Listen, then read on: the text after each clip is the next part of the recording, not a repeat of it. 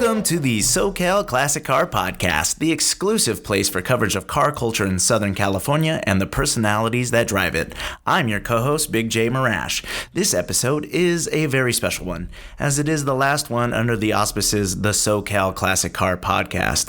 Moving forward, we will be called the SoCal Car Scene. We believe this name grasps the true nature of our podcast, which is to bring inside access to Southern California's movers and shakers in all aspects of the car industry. To celebrate this change, we will be creating a new Facebook and Instagram page. Search at SoCal Car Scene. If you like what we do here, give us a like and a follow. Additionally, you can go a long way to support this podcast by giving us a rating and or a review on iTunes, Spotify, or wherever you listen to us. Our success makes our show and your listening experience even better. But regardless of the name, this show is associated with SoCal Classic Car Storage, which provides South OC car lovers the opportunity to secure their vehicles in an environment made just for them. Our two facilities feature advanced security systems, 24-hour video surveillance, and a dedicated members lounge. In addition to storage, our expert sales staff offers consignment services for those looking to sell their cars. For more information, visit us in Laguna Hills behind Furniture Row, at SoCalCarStorage.com, or on Facebook at Facebook.com/SoCalCarStorage. Take it away, Dean. Thanks, Jay, and welcome everyone to the SoCal Classic Car Podcast. I'm your host, Dean Marash. Today in our Laguna Hills studio, we are so fortunate to have Martina Kwan. Martina is a Hong Kong-born, Chinese-German, British-American race car driver from Los Angeles, California. She's lived in Asia and the Middle East, and her race car of choice is Porsche, which she drives exclusively. She's earned a first place with the Porsche Owners Club MS Racing Class in 2017 and a first in the club's M4 Racing Class, as well as picking up the Most Improved Time Trial Driver Award. She holds track records and is a nationally certified Porsche Club of America driving instructor. She has also won 3 championships in a row in her Porsche. Martina is a sought-after speaker and a transformational coach. She's in the process of co-founding a newly accredited racing and performance driving academy at Willow Springs International Raceway here in SoCal. Thanks for joining our podcast, Martina. Hi, thank you so much for having me. You know what? When I look at your background and based on what I just read, it's truly is one of those situations, well, where do we start? With such an incredible life's journey that you've had and now a car journey, but maybe we start in the obvious place. Well, all those places you're from are quite a mouthful, too. Yeah, right? Hard to put that together. But let's start with your racing career. Okay. Tell us a little bit about it. Tell us where you're at right now to maybe let us know where you're going with it. Yeah, well, I started not too long ago. 4 years ago, I, started going to track days, simple like many people. And my old company actually sponsored a track day once a year in Colorado Springs at Pikes Peak International Raceway. And so that sort of got my interest going. And then I started going to track days. And 4 years ago, I decided, you know what, I enjoy it so much, I'm going to become a race car driver. And in the last 3 years, now I'm a 3-time champion. Incredible. So it's pretty fun. So did you do Pikes Peak, the actual mountain itself? Do you race that? Yeah, not the mountain, the International Raceway. Okay. Yeah, and Pueblo Motorsports Park over there in Colorado. So with such great success in such a short period of time, where do you go from here? I mean, everybody's wondering. I am wondering. Well, I'm going for my 4th championship in my GT4 race car. So in the Porsche 911. I was also in discussions with Celine to drive again in this season, which I did last season semi-professionally. But unfortunately, they're focusing their resources exclusively on their GT4 program and no longer the Celine S1. But it was an incredible, probably the most defining year of my life was last year, driving both the Porsche as well as the Celine. Isn't that interesting? You get to a point in your life and you think you've accomplished a lot or you're really proud of your life's journey, and then you do something, what seems like it's a whim, and here you are, just achieving great success. Is it a surprise to you that you're doing so well, or is this just the way it's been for you in your life? It's not a surprise. I mean, I'm excited that it's happened, but I'm kind of a perfectionist type A personality, so no matter what I take on, whether it's business or anything, I want to do well. I want to perform well. I'm also half Chinese and half German, so the expectation of high achievement is, a cultural I'm Filipino. I feel you, man. Yeah. So it's not really a surprise. I like to set my goals high. Well, the thing that I really appreciate is this notion of a late in life start to race car driving, because we're sort of kindred spirits. I started this business in my 50s, and I remember distinctly talking to some people, and their advice was, "Are you sure you want to do that? I don't want to see you get hurt." Because I don't know that they believed that I had the ability to be successful and get out of the corporate world and go start a business. So I think that there's a tremendous amount of motivation from people that kind of give you that. There's very few people that say stuff like that, but when they do, for me, it's very motivational. Yeah. But I'm inspired by you and other people that have taken this journey. But why racing? Why now? What was it? Just because you went out and tried that track day, and all of a sudden it just hit you, or?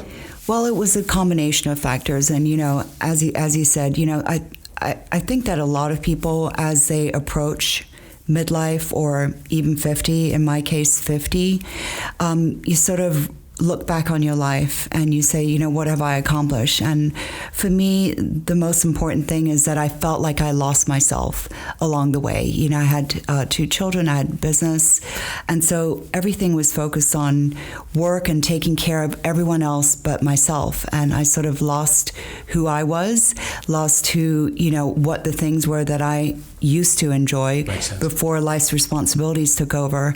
And so, part of it was getting up on those, here and there track days and driving up the 14 to Willow Springs, Streets of Willow, Buttonwillow, any of the Southern California tracks, and just, driving up the mountain, kind of made me feel like my problems were falling off my shoulders, and I was leaving them behind, at least for the day. Right. And it was such an incredible, it's almost like an awakening of sorts, right, for you personally. Yeah. That hey, this other life was functional. Yeah. And you did all these things for the betterment of the team being your family and your children, right, and you. Business. But now it was time for you. It does bring up the age issue, right? We talked a little bit about that. Is age a handicap in the business that you're in of racing, or is there an advantage? I mean, we see all kinds of examples of people like John Forsett are still dominating in their late life. So it's not to say that you can't be, but there is a bias there, right? So talk a little bit about that in your perspective. Well, I think absolutely at a professional level, in any profession, in any sport, whether it's track and field, whether it's tennis, whether it's race car driving, there definitely is a limit to the people who are going to be the highest performers, highest achieving performers. However, at a semi-professional and amateur level, I don't believe that there's a handicap. Obviously you have to stay in shape. It's really up to you how able you are to deal with the heat, especially here in Southern California. You just have to work out, eat properly, stay hydrated, and be well prepared. So I don't really believe that there's an age handicap whatsoever. Well, so health is an important aspect of what you're doing. And so you got to be a well-conditioned athlete. And, I spend a lot of time in the gym. Jay spends a lot of time in the gym. And I feel proud about how healthy I am compared to most people my age. And so I totally think that's right. If you're out working everybody that maybe is 20-something years old and they're taking it for granted and they're just kind of going through the motions on the health side, and you're eating all the right things and you're working out doubly as hard, I'm sure that's the great equalizer. Absolutely. Yeah, I can't imagine being in a race car in the Southern California desert heat. That would suck. Yeah, but there are ways to condition. So last year, part of the way I trained for Celine is just sitting on the simulator for 1 hour, taking a 5-minute break, and doing another hour in my full race suit and helmet. And it really conditions you. You're sweating, and by the time you get in the race car, wherever it is and however hot it is. We did a test day at Buttonwillow. It was 115 or 20 degrees. In the car, it was about 140. No problem. Wow. Yeah. Wow, sounds so extreme. Well, you hear those stories about guys like losing 10 pounds of water weight during a NASCAR race. Is that kind of true? Like, No, not in a sports car. No. So let's switch gears a little bit over to inspiration. We talked about one bias. Of course, there's bias, potential bias, being a female, and you probably are an expert at that. But how much inspiration are young women drawing from you as a successful race car driver and an entrepreneur, and being out there showing them the way? I mean, you must have a lot of great stories of young women or women in general just coming up to you and saying thank you, and you've probably had opportunity to mentor these women. So talk a little bit about that, if you don't mind. Yeah, that's actually one of my greatest joys. It's something that's happened more and more often as I become more well-known. But yeah, that gives me the greatest pleasure, when people come up to me and they say that I've inspired them. My own daughters say that their friends at school, think I'm the coolest mom because I'm the only race car driver mom in their schools, Right. That's awesome. They want me to pick them up in my GT3 RS, kind of thing. Taking pictures. Next thing you know, you get all this social media attention. But actually, the other day I was moderating a panel on how to rise in male-dominated fields at Women Empower X, and my hair and makeup artist Lourdes came over, and she said her daughter was a soccer player, and she was feeling really insecure, a little bit not confident, and so she whipped out her phone and showed her a picture of me in my race car, and so her daughter went on and won the game. No kidding. Yeah, so that really touched my heart. It's those kind of stories that really bring a big smile to my face. I bet you have them every day. I mean, I just can't imagine. And the opportunity to mentor young women and help mold them. Yes. And capitalize on your superpowers. You obviously have superpowers. Jason and I were talking this morning about success, and one of the contributing factors both of us believe in is just the ability to put in the work. Mm-hmm. Successful people aren't necessarily better or more talented necessarily. They might have a talent, but I think that Jay and I were having this conversation, he brought it up, is that the people that are really successful are the ones that aren't afraid to put in the work, and sometimes it's extreme. Do you believe that the work is a key component of your success? Or I think it's a huge component. You can't be successful in anything you want to achieve without putting in the work. But I also believe, the soul of a champion, it takes more than hard work to become a champion. It takes something inside of you, right? A desire, a burning desire, and an ambition. It sort of has to be something that you truly want and desire in order to make yourself go to that extra level that it takes to become number one, become a champion. So you have to have the motivation to put in the work. Without it, it's just not going to happen. Absolutely. Wow, interesting. So, Jay, anything to add to that? I know it's an intriguing notion. What, working hard? Success. Just success. Working hard? What's that? I don't do that here. This generation not I supposed work to for my dad. I don't work hard. Yeah, right. I make him, you know what? He's doing a great job down here, and we have a lot of fun. This podcast wouldn't be possible without him. I have no idea how to do any of this. Yeah. And he's like the Wizard of Oz. So he's humble, but hey, we're looking for an intern to help out with that. So just a little shout out there if you're listening. Free advertising. Okay. So let's talk a little bit about inspirations. I think you're inspiring a lot of women and a lot of people in general. I don't think it's limited to women. I think I derive a certain inspiration from your success. And but are there inspirations people that inspire you, in the racing world or outside the racing world? Do you have anybody that comes to mind? I mean, one of the Formula One drivers, Michael Schumacher, is one of my favorites. And, so he... Valtteri Bottas right now. I mean, there are a number of race car drivers that do inspire me. And one of the people that inspire me the most right now is actually race car driver Dwayne DeMent, who I'm embarking on a new venture with this year, which we'll discuss in a moment. Wow. So tell me a little bit about F1. Is that one of those, when we look at that, I see a bunch of really skinny young men They look like teenagers to me because I'm an old guy, but I know they're in their 20s and they probably weigh 135 pounds dripping wet. Will it always be that way? I mean, will there be women in F1 at some point? And will it always be just a bunch of skinny young guys? Because reading reaction times, you never be fast enough. You get in your 30s and it's like tennis. I mean, you just don't see anybody in their 30s anymore, right? Well, I attended the premiere of Beyond Driven F1, which was a movie about Lella Lombardi, who was one of the pioneers in early days of racing. And so there is a lot of controversy. There are some women who are coming up through the ranks as development and test drivers. But the difference with F1 is that it takes a lot of physical toll on your body. So that might be one distinguishing factor between men and women at this moment in history. So hopefully in time that'll change. But those principles do not apply to sports car racing. So in my opinion, with sports car racing, there's no excuse. Whether you're a man or a woman, you can become the champion. You can be number one and really should be expected to. There's no difference between being a man and a woman driver in a sports car. Yeah, it shocks me to even think that there's such a significant edge that a man has.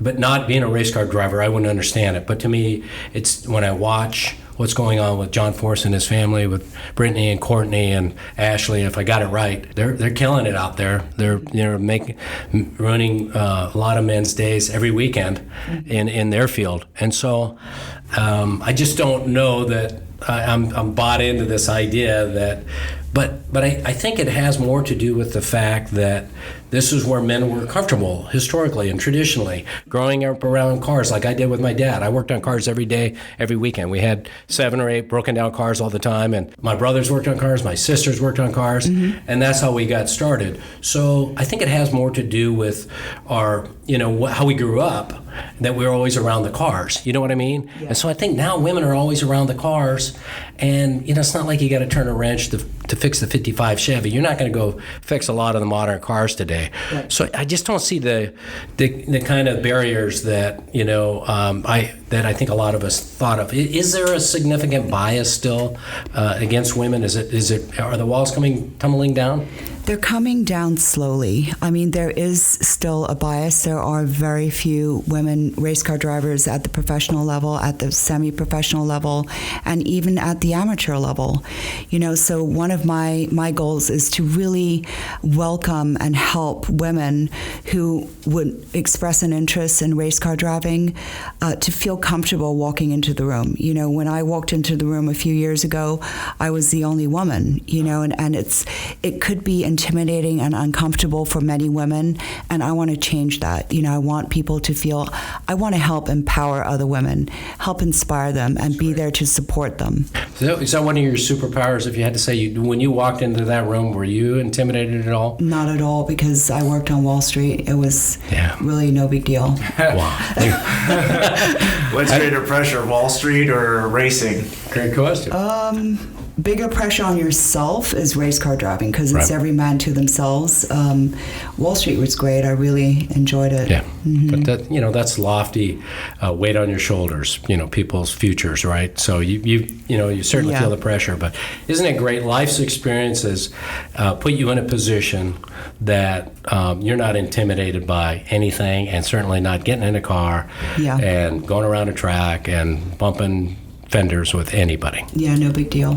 No big deal. Amazing. It seems so intimidating for so many people, men and women. So you grew up around the world, right? Do you have a desire to race overseas at some point? I mean, is there a bucket list for you, like Spa or Le Mans or a certain track? I mean, talk a little bit about that.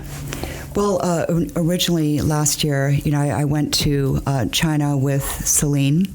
Right. So performed in the Olympic Bird's Nest Stadium, and there was discussions to drive in the China GT Championship.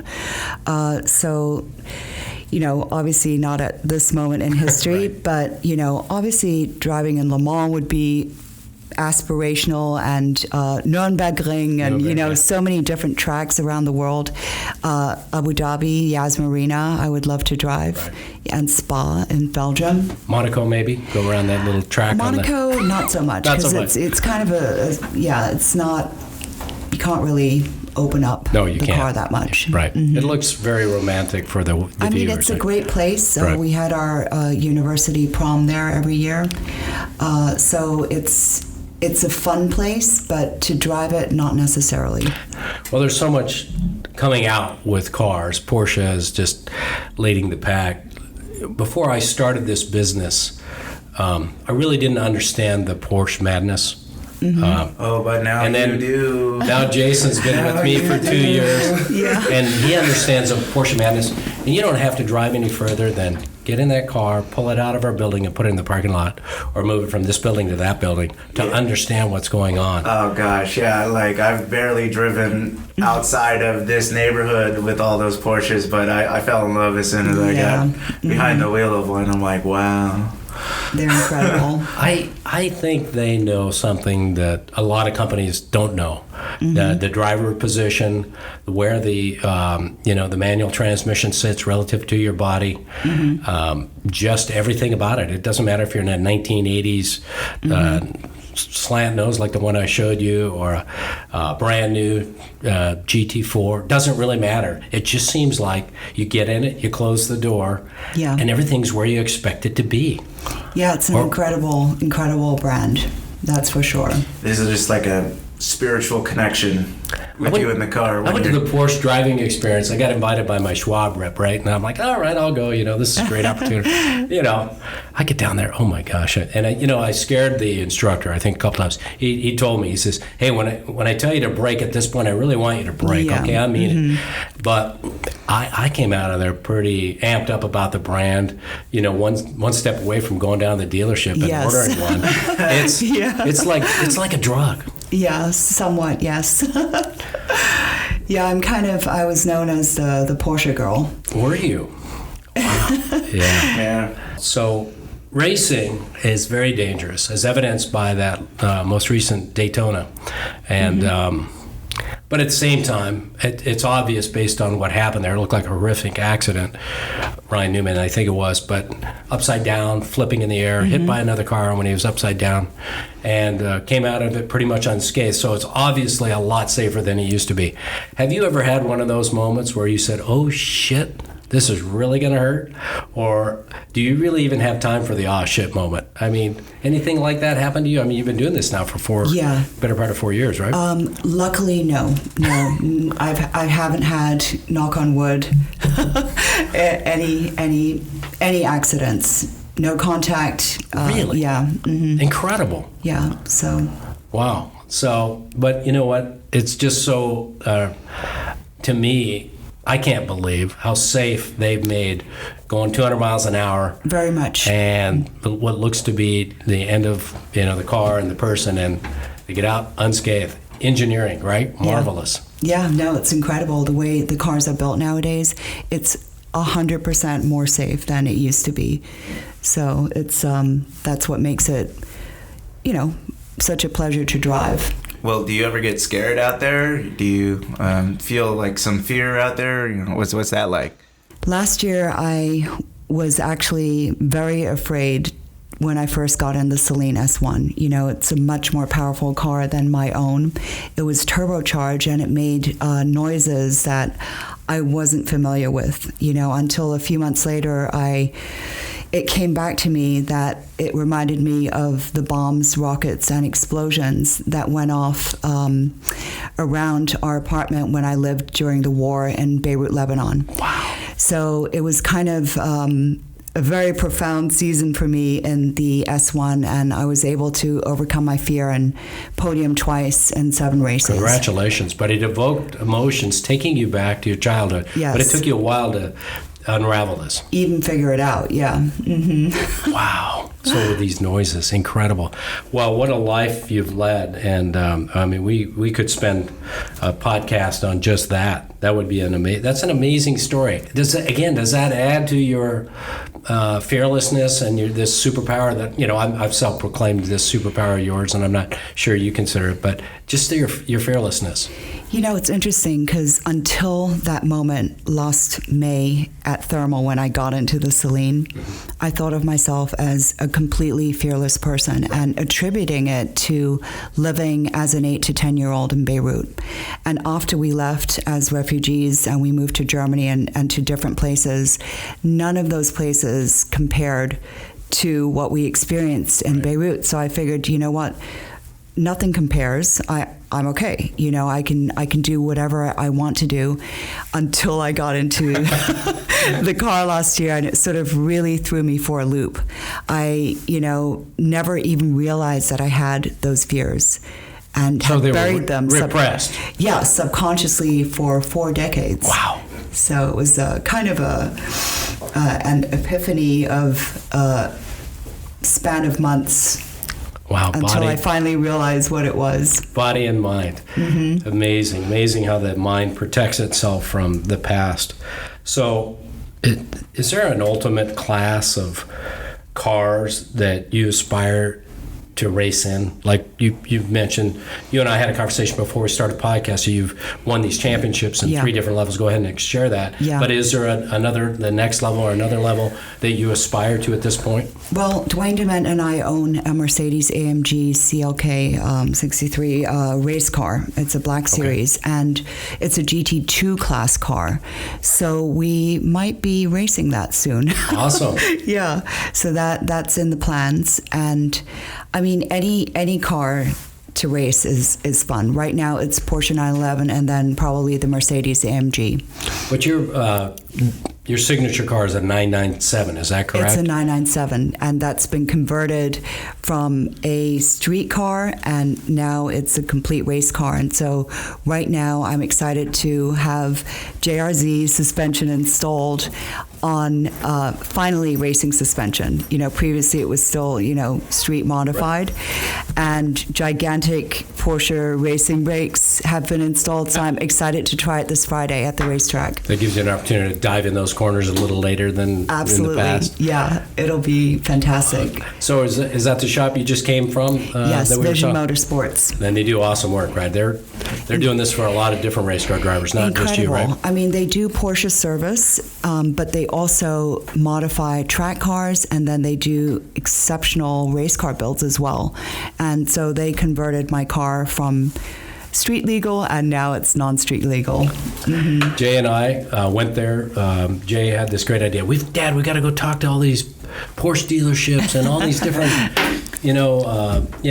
exotic car companies around here. We got to make friends, and we got to, So we walked in there, just kind of, oh my God, we were blown away. It was like getting a candy store. It's kind of like how people walk into our SoCal Classic Car storage, and they're, oh my God, they just start, their tongues are out. They start their drooling. They take some pictures, and we're like, yeah, those cars are pretty cool. It's easy to forget, but same thing must happen with you. Yeah. Race cars, no big deal. It's part of your life. You're all into that, and then people, you get that first reaction, then you're like, yeah, it is pretty cool. That's what I do. It's pretty exciting. You get desensitized to it. You get desensitized. I don't get desensitized. No. I love seeing all those race cars. In fact, I just came from Vision just now, and it's just really, it puts a grin on my face to see the race cars. Yeah. Yeah. So this thing that we talked about a little bit about Porsches, you have a love affair. I think a lot of people do with Porsches. What is this madness? How do they suck you in? Is there any escape? Is there a bucket list Porsche? I mean, I feel like there's, it's almost a conspiracy. There's no going back. Well, I started with my 911, which is now a race car. And when I turned it into non-street legal about a year and a half ago, I said, my dream car was always a GT3 RS. So about a year and a half ago, I realized the dream and purchased one. Congrats. So it's incredible to drive. It sounds amazing, and the only thing is you have to worry about speeding tickets. So if I had a favorite car that I would want next, would be a GT2 RS Club Sport. Club Sport. Yeah, does that take it to the next level, or even? That would be really fun, because now after driving the Celine, I'm rather addicted to turbo. Yeah. So you like a little bit of turbo lag, do you? Well, there's no more efficient way to get all that horsepower, right? I mean, other than the lag, and I'm sure superchargers would suggest otherwise. But it's an incredible feeling. I never knew till last year. I had Jason knows the story. I had a 1985 Merkur XR4 Ti, which is just an odd duck from Ford that was made in Germany, and that was a little turbocharged 2.3. I also had a Capri in the 80s that was a 2.3 turbocharged in the 80s. I was totally into this stuff, and I think they were kind of unwanted bastard children in the day, right? And now everything is so well refined, and turbocharging is a no big deal, and it's in every car, it's in every truck, but back then it was a big thing, and I was so stoked about it. I was like, do I want to buy an intercooler? But there's something about turbocharging a car that just, I don't know what it is, but man, what fun. I can't wait. We've got a GT3 RS coming in on Friday, and so we're looking forward to seeing that car. Yeah, they're great. Or you can drive yours down, and they're really fantastic. We'll buy the launch. Highly recommend it. 500 horsepower, incredible. 500, wow. Wow. That's a lot. Okay, so let's spend some time learning about your new adventure. You mentioned Willow Springs, and you're working with a gentleman by the name of Dwayne DeMen. I may not pronounce that right, but it's at Willow Springs International Raceway here in SoCal. So is it a race club of sorts at the track? How do you go ahead and tell us what's going on there? We're really excited to learn more. So Dwayne DeMent is the owner of Vision Motorsports, the one who converted my car, and so he now purchased as a secondary facility a property at 3500 75th Street West, which is right outside the gate of Willow Springs International Raceway. And it used to be Red LeGrand and then Drawley Engineering, and now he's converting it into a 2.5-acre private membership facility in which he'll offer valet race car storage. And the private membership facility will have a lounge, pool, lockers, showers, which is really important, especially during the summer. As well as Dwayne DeMent and I are co-founding a new racing school and performance driving academy, which will also feature teen car control clinics. So I'm really excited about this venture because previously there only are a few racing schools in the world, and all of them were founded by men. Bob Bondurant, that kind of thing. Exactly. Men race car drivers of note. Now, Dwayne has 40 years of experience with Porsche. He's a winning race car driver. He drove in the Grand Am Rolex, Grand Am Cup. He's part of NASA, SCCA, POC, PCA, and he's also, won the US GT Championship at Laguna Seca. Wow. So many accomplishments that he's bringing to the table, and he's FIA licensed. Now I'm also an FIA licensed race car driver since last year. And so we will be the first racing school in history to where both the male and the female co-founders are FIA licensed race car drivers. So I think this is really important. This is a step forward in terms of offering something that no one else has. The other thing that distinguishes the racing school and performance driving academy is that people will use their own cars, which means a lot more track time, than where they're renting other people's cars, and so they minimize the track time and they maximize the classroom time. Well, so it's so important to gain familiarity in one vehicle, right? Yes. If you're going to get better, you can't keep switching cars. That's right. Unless you're some incredible driver like Dan Gurney, who seemed to be able to drive anything any weekend and place first or second. There are a few unicorns out there, but this is exceptional because a lot of our customers, like I was mentioning, like to go out to these autocross courses that are set up on the weekend, whether it's at Anaheim Stadium or over at the Marine Base, and flog their cars. And that's really about it, but they're not getting any training there, right? They're just going out every weekend, shredding tires and learning how to be better at, based on their time. But I'm not sure they're getting any professional instruction. I'm guessing they're not. Well, that's the thing. So, I mean, the school's going to offer, 1, 2, and 3-day schools that will be accredited by FIA, NASA, SCCA, etc. But also, which I think is really important, is performance driving academies. So, for example, Aston Martin owners, BMW owners, McLaren owners. It's not Porsche specific. And also women, women drivers. So we're going to offer female-oriented track days where a woman, even if it's not to drive on the track, but it's car control. What do you do in the situation of rain? What do you do if there's an object in the way? And that the same principle will apply to the teen car control clinics. Oh, that's fantastic. And the other thing that we'll be teaching is the psychology of racing, the psychology of driving, because there's a lot of that, and a lot of that I learned from Dwayne DeMent, and I think that myself is one of the perfect examples of what can be accomplished with proper coaching. To have 3 championships in 3 years is thanks to Dwayne DeMent and his coaching and his teaching of different psychological principles.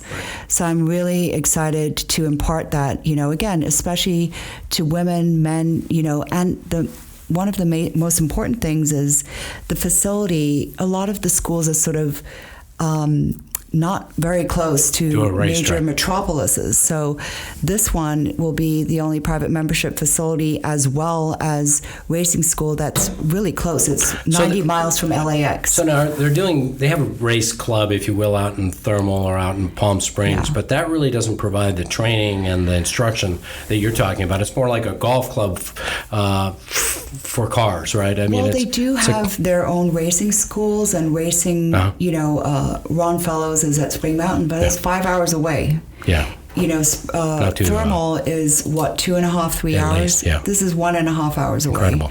So it's much more feasible to drive to Willow Springs than it is to some of the other tracks. Well, I know one of my customers, you'll be seeing Connie Summers. She's great. You know Connie? Yes. I'm sure you'll be seeing her a lot. She's constantly flogging her cars. She's a Porsche extremist, passionate, and exceptional driver, and she just really loves it. I mean, I can't think of anybody more enthusiastic that's repping the brand out there. You know what I mean? Absolutely. So when does your school open, or is it open now? Or? It will be opening in the late spring, I would say. That's around the goal, late spring. What's it going to be called? That's as of yet undetermined, but it will be in association with Vision Motorsports. And the teen car control clinics will start at the beginning of summer vacation. Great. Mm-hmm. Okay. Well, Jay, I need to go out there. I think you need to run the business for a we definitely got to do another story on that. We can do it live. We're here. That's right. Yeah. With the car sounds in the background. Wouldn't it be great? Okay. Well, sounds like we also got to get the Dwayne on the show too. Let's get him for sure. You think he'd be up for a podcast? Absolutely. Okay. We'd love to talk to him. Yeah, Dwayne. Hey, if you're listening, that's right. We're coming after you, Dwayne. So, Martina, I think that's going to be a wrap for me, and I can't thank you enough for joining us at SoCal Classic Car Storage and the SoCal Classic Car Podcast. You're the exact type of person that we want to bring on. It's such a fascinating ride that you've been through, and I want to thank you for sharing the journey with us. Thank you so much to both of you, and I mean, looking at your facility here, it's really, truly spectacular. So people should really come and take a look. Oh, thank you. Really beautiful cars. And we're good tour guides, too. Yeah. The nickel tour. Yeah, right. Well, actually, you got the dime tour, so that's a lot better than the nickel tour. That's upgrade. That's VIP. All right. Well, thank you so much, Martina, for stopping by. We certainly had a great time. Anything else you'd like to add? Anything we may have missed? No, just thank you again. It was a pleasure meeting you. Thanks. It's been our pleasure. Where do we find you, Martina? Where do our listeners find more information about you and all the great things that you're up to? So I'm on LinkedIn, I'm also on Instagram as @Martina Kwan, Kwan, and my website is martinakwan.com. Great, wonderful. And we're going to remind you that the name of our podcast is changing. We're going to be called The SoCal Car Scene. I think it'll be a little bit more cool. So thanks for being the last of the SoCal Classic Car podcast. Be sure to follow our social media at SoCal Car Scene. And if you like us, please hit the subscribe button and give us a review on your podcast host, whatever it may be, iTunes, Spotify, Google, or whatever, however you consume them. Also, the podcast can still be found on SoCalCarStorage.com/media, where you can find all the episodes of the SoCal Classic Car podcast and the SoCal Car Scene podcast, which will be coming up very soon. Thank you so much for your support and happy driving.